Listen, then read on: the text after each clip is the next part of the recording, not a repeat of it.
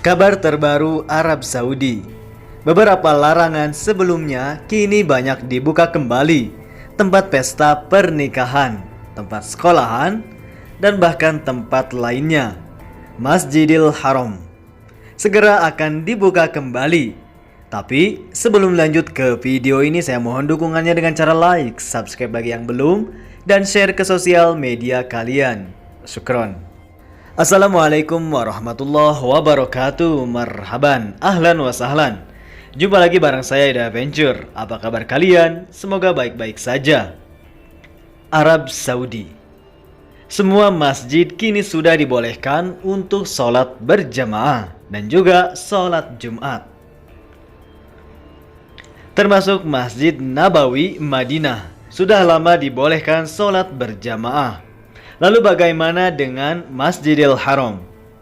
Dari akun resmi Haramain Syarafain bahwa Masjidil Haram akan segera dibuka, namun ada beberapa protokol kesehatan yang harus diperhatikan. Di antaranya, 1. Jamaah akan dibatasi hanya 40% saja dari kapasitas luas masjid. 2. Bagaimana dengan tawaf? Tawaf akan dibolehkan juga untuk tawaf di lantai 1 dan 2. Namun harus secara physical distancing, yakni tawaf secara berjarakan. Bahkan untuk jamaah yang sudah berusia lanjut, maka akan dipersilahkan di lantai 2. 3. Jika aktivitas umroh kembali dibuka, maka matab hanya akan digunakan untuk jamaah yang melakukan ibadah umrah, yaitu untuk sholat dan tawaf. 4. Jemaah yang tidak melaksanakan ibadah umrah, maka hanya akan diizinkan untuk melakukan sholat di area King Fahad dan juga King Abdullah. 5. Pintu masuk ke Makkah akan dibatasi untuk membatasi kepadatan jamaah.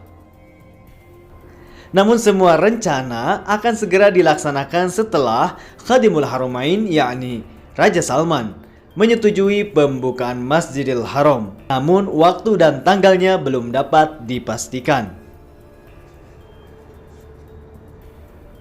Namun banyak berita yang viral bahwa umrah akan dibuka setelah bulan Muharram atau pasca musim haji. Namun kabar tersebut belum ada rilis yang resmi dari akun resmi pemerintahan Arab Saudi. Penerbangan. Sepertinya penerbangan Saudi to Indonesia masih dalam proses jadwal yang belum rilis. Namun hari kemarin Bandara Jeddah terus terlihat ramai sama warga ekspatriat dari Filipina menuju Manila. Sebanyak 309 penumpang dari Filipina dipulangkan tadi malam melalui penerbangan komersial khusus Saudi Airlines. 239 penumpang berasal dari satu perusahaan GS Construction dan 54 berasal dari SNC Lavalin. GS Construction mengatur penerbangan pekerjaannya langsung dengan Saudi Airlines. Di tengah pandemi COVID-19, repatriasi orang Filipina di luar negeri yang ingin kembali ke negaranya terus berlanjut melalui upaya Departemen Luar Negeri Filipina. Pada tanggal 3 Juli, penerbangan maskapai Filipina lainnya akan membawa pulang 353 dari Jeddah. Mereka yang berada di penerbangan ini akan menerima salinan tiket pesawat dari Konsulat Jenderal Filipina di Jeddah. Semoga saja penerbangan Saudi to Indonesia dipermudah dan juga diperbanyak penerbangan. Semoga saja penerbangan mandiri Saudi Indonesia diperbanyak lagi karena masih banyak WNI yang ingin pulang namun masih tertunda dan tertahan karena tidak adanya penerbangan.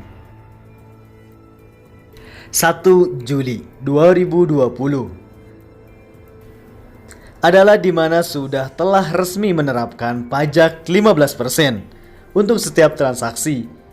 Jika harga 20 real, maka akan dikenakan pajak sebanyak 3 real. Jika 50 real, 7,5 real. Jika belanja 100 real, maka kita harus membayar 115 real. Jika 500 real 75 real, dan jika 1000 real sebanyak 150 real pajak. Dilansir dari akun resmi Twitter Kementerian Dalam Negeri Arab Saudi, di mana telah menjelaskan awalan al-protokolat al-idhofiyah wahid protokolat madaris ta'lim qiyadatil murakkabat, akan diberlakukan protokol kesehatan di tempat pembelajaran mobil atau mengemudi. Tsani, protokolat al-ma'ahid at-ta'limiyah, juga akan dilakukan protokol kesehatan di tempat belajar. Protokolat mahalat wa masyaghil khiyatah ar-rijaliyah wan nisaiyah. Ketiga, juga akan diberlakukan protokol kesehatan di beberapa tempat seperti tempat jahit laki-laki ataupun perempuan. Arba'ah, protokolat tasyi'il janaiz was salati 'alaiha, juga akan diperbolehkan lagi seperti menyolatkan jenazah, namun dengan beberapa protokol kesehatan. Al-khamisah, protokolat qa'atil afra wal munasabat wal istirahat, juga akan diperbolehkannya kembali beroperasi di tempat pesta pernikahan dan juga pesta lainnya, namun harus dengan beberapa protokol kesehatan. Alhamdulillah, setidaknya ini adalah kabar bahagia, di mana bagi WNI yang beraktivitas sebagai supir kini akan beraktivitas kembali untuk mengantar anak sekolah.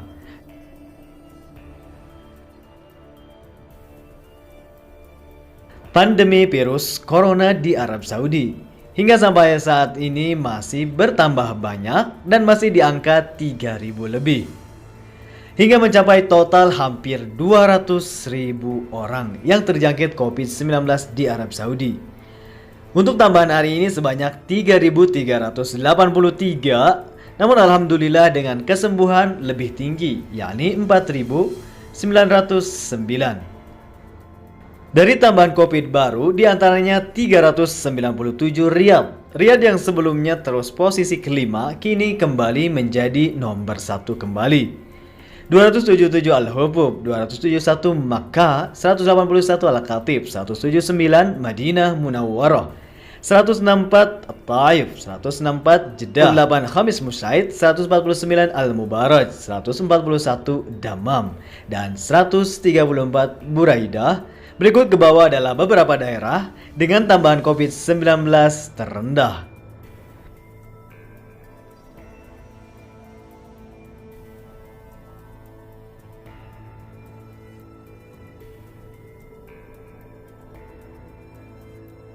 Hingga mencapai total sebanyak 197.608.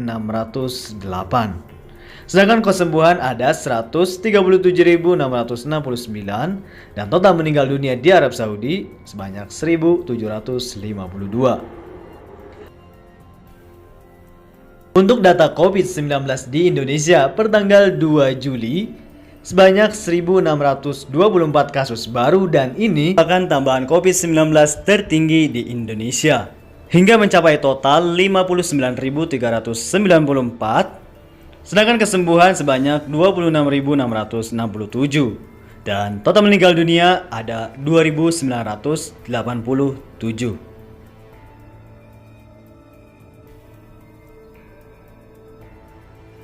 Dan inilah data ASEAN COVID-19 Situation Middle Year 2020. Di antaranya Indonesia, kesembuhan ada 44%, sedangkan yang terjangkit masih 51%.